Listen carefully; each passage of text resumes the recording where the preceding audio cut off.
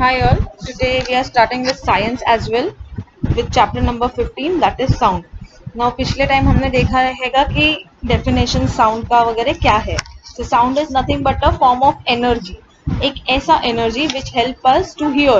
So basically we say sound is nothing but a form of energy that produces sensation of hearing. जैसा light है, light भी एक form of energy है जिसकी वजह से हमको दिखाई देता है. सिमिलरली साउंड एक फॉर्म ऑफ एनर्जी है जिसकी वजह से हमको सुनाई देता है. So when we talk about sound, the important thing to know about sound is like how it is produced. So that is what we are going to learn at start about this chapter, production of sound. We have learned that sound can be generated from a vibrating object. With an example of a tuning fork, we will now learn about how a sound is produced due to such vibration. A photograph of tuning fork is as shown in the figure. ये जो diagram है, ये जो structure है you shape वाला, इसको tuning फोक बोलते हैं. तो ये जो ट्यूनिंग फोक है इसके कंपैरिजन में सी ये रहा, दिस इज द ट्यूनिंग फोक. और ये जो यू वाला शेप है, ये यू वाला shape is nothing but called as prong और ये उसका स्टेम होता है. तो with the help of this experiment will see कि साउंड प्रोड्यूस कैसे होता है. A tuning fork is made up of two prongs, यानी ये यू शेप वाला, see over here it is given, and a stem. So this is over here. Keeping the stem steady, if the prongs are struck, they start vibrating. यानी अगर हम stem को study रखें, hold करें या किसी चीज में फिक्स करें से स्टेम को, और अगर इसको इलेक्ट्रिसिटी पास किया इसके थ्रू या इसको किसी हार्ड चीज से हिट किया जोर से, तो ये जो प्रोंग्स है वो वाइब्रेशंस में सेट होते हैं. So whenever this prongs are set into vibrations, this prongs wide open होता है या फिर अंदर क्लोज होता है. सो इधर they move outwards or they move inwards continuously whenever they are in vibration. This is the steady state, ये actual position है. लेकिन जैसे ही वो vibration में आएगा तो if you can see यहाँ पे इधर outwards और inwards alternately वो move होते रहता है. So now see, ये अपना prong है and this is nothing but the particles of air. These are the air particles which are at equidistant layer, यानी सब एक दूसरे से equal distance पे है. तो जैसे ही ये ट्यूनिंग फोक के जो प्रोंग्स है वो वाइब्रेशन में सेट हुए तो first it will move outwards. तो जैसा ही ये आउटवर्ड्स मूव हो जाएगा सो आप देखोगे कि ये जो प्रोंग है वो ऐसा बाहर की तरफ आ रहा है. तो बाहर की तरफ आ रहा है मतलब उसको जगह चाहिए और फैलने के लिए. तो वो क्या करेगा, ये वाला प्रोंग जो है वो ये वाले लेयर यानी ये वाले एयर पार्टिकल को शिफ्ट करेगा, धक्का मारेगा आगे. तो ये वाला एयर पार्टिकल इधर आ जाएगा. Similarly this will be shifted आगे, ये वाला आगे, ये वाला आगे करके ऐसे जो भी है वो सारे जो एयर पार्टिकल्स है वो बहुत एक दूसरे के नजदीक आ जाएंगे because they are shifting each other because the prong is moving outwards. तो ये जो शिफ्टिंग चल रहा है वो पूरा ऐसा कैरी फॉरवर्ड होते जाएगा. So when the prong is outwards, ये जो शिफ्टिंग है वो चालू हुआ है.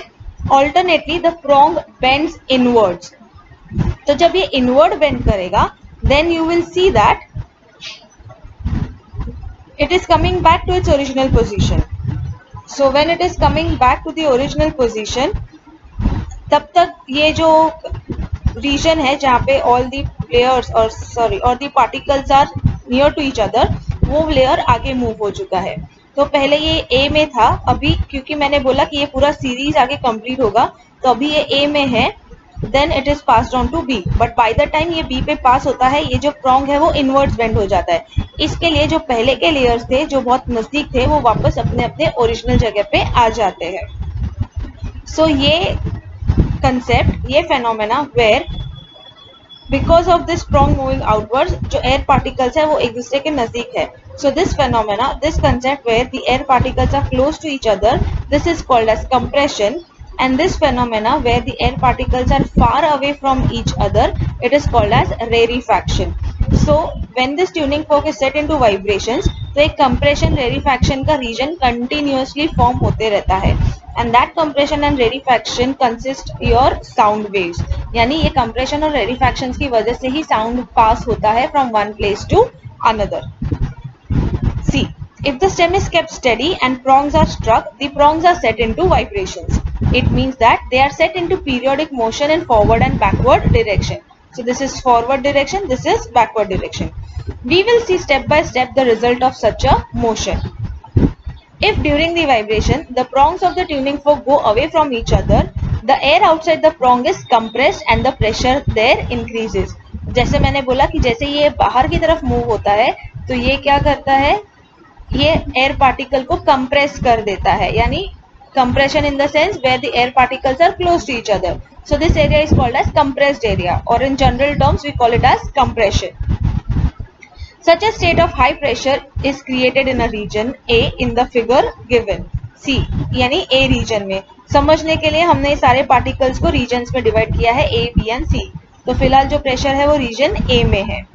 The region in which air is at high pressure and high density is called as compression. यानी ये region को compression region बोलते हैं. In the next step of the vibration, the prongs of the fork come close to each other. In this case, the air molecules near the prongs get more space to move away from each other. यानी जब ये compression region form होने के बाद ये जो prongs है वो अंदर की तरफ bend होता है. So in that case what happens कि ये जो air particles है उनको बहुत ज़्यादा जगह मिल जाती है वापस फैलने के लिए to go away from each other. So that region become slightly loaded. तो यहाँ पे जो pressure है वो कम होता है compared to this pressure. So such a region at low pressure is called as rarefaction. तो ये region को basically rarefaction बोलते हैं. However, the air molecules in this region which were compressed in state earlier transfer their energy to the air molecules in the next region, that is region B. यानी ये जो compression form हुआ है, जैसे मैंने बोला कि ये आगे continue होते जाएगा, तो ये region A का compression region B तक pass होता है, तब तक A वाले वापस आते हैं. सिमिलरली रीजन B का जो कंप्रेशन है वो आगे रीजन C में पास हो जाएगा, तब तक ये वापस ओरिजिनल प्लेस पे आ जाएगा. सो ये कंटिन्यूअसली कैसे मूव होते रहता है, जब तक ये प्रॉन्ग्स जो है वो आउटवर्ड्स इनवर्ड्स बेंड करते रहते हैं तब तक. So the air in that region goes to the compressed state. Such a periodic motion of prongs creates compression and rarefaction in the air, and these are propagated away from the prongs. यानी ये जो ऐसा है compression and रेरिफैक्शन का combination हमेशा बनता रहता है, and that is how sound is produced. These are nothing but sound waves. So as I said, एक कंप्रेशन एक रेरिफैक्शन वेव्स बनता है, तो उसको हम साउंड वेव्स बोलते हैं. When these waves reach our ear, the eardrum vibrates. यानी जब भी ये waves अपने कान पे पहुंचता है तो जो eardrum है वो vibrate होना शुरू होता है. Accordingly, specific signals reach the brain and we get a sense of hearing of sound.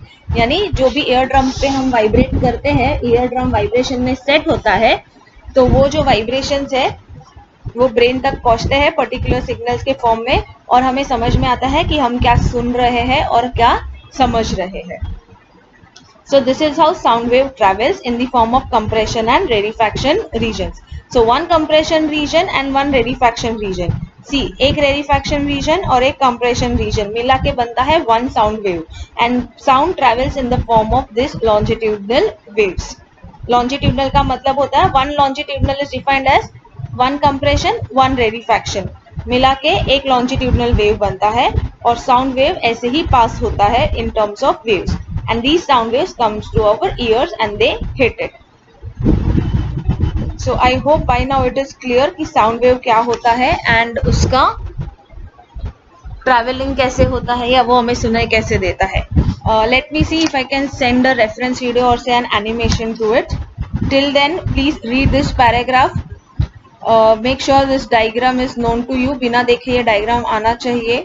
And go through this paragraph very well. In case of doubts, please let me know.